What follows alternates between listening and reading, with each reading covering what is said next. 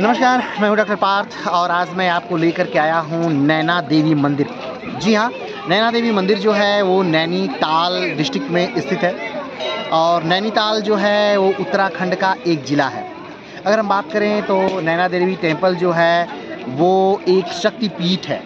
जैसा कि आप जानते होंगे कि जब माता सती भगवान शंकर के मना करने पर भी अपने पिता द्वारा जब यज्ञ किया जा रहा था तो उसमें गई और फिर जब उनके पति का अपमान हुआ तो उन्होंने उसी यज्ञ कुंड में कूद करके अपनी आहुति दी और उसमें उनकी मृत्यु हो।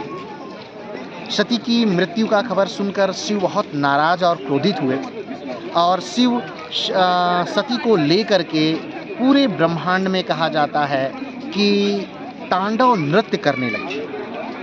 जहाँ जहाँ सती का अंग गिरा वहाँ वहाँ शक्तिपीठ बने। माना जाता है कि भारतवर्ष में कुल 52 शक्तिपीठ है, उसमें से एक शक्तिपीठ जो है वो नैना देवी शक्तिपीठ, यानी मेरे पीछे जो आप देख रहे हैं नैना देवी शक्तिपीठ है।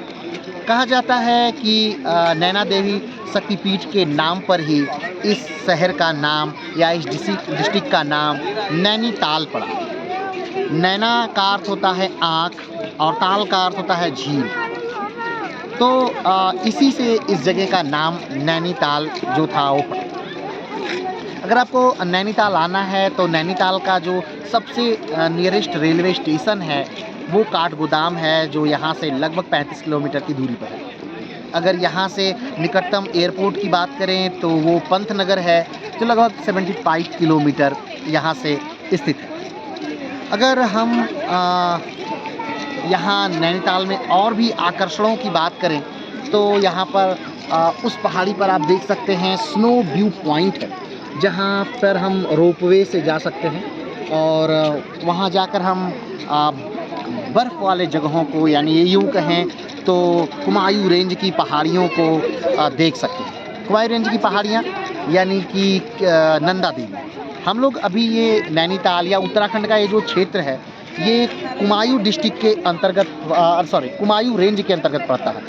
हिमालय के कई रेंज हैं। अगर भारतवर्ष को पश्चिम से पूर्व की तरफ बांटा जाए तो सबसे पहले जो पड़ता है वो पंजाब हिल्स पड़ता है, उसके बाद जो पड़ता है वो कुमायूं हिल्स पड़ता है, उसके बाद जो पड़ता है वो नेपाल हिल्स पड़ता है और उसके बाद जो पड़ता है वो आसाम हिल्स पड़ता है। तो अभी उत्तराखंड जो है ये पूरा का पूरा उत्तराखंड ये कुमायूं रेंज के अंतर्गत आता है, हिमालय की कुमायूं रेंज की पहाड़ियों के अंतर्गत आता है। और कुमायूं रेंज की पहाड़ियों का सबसे ऊंची चोटी या सबसे ऊंचा पीक जो है वो यही नैनीताल में ही स्थित है, मैंने उत्तराखंड में ही स्थित है।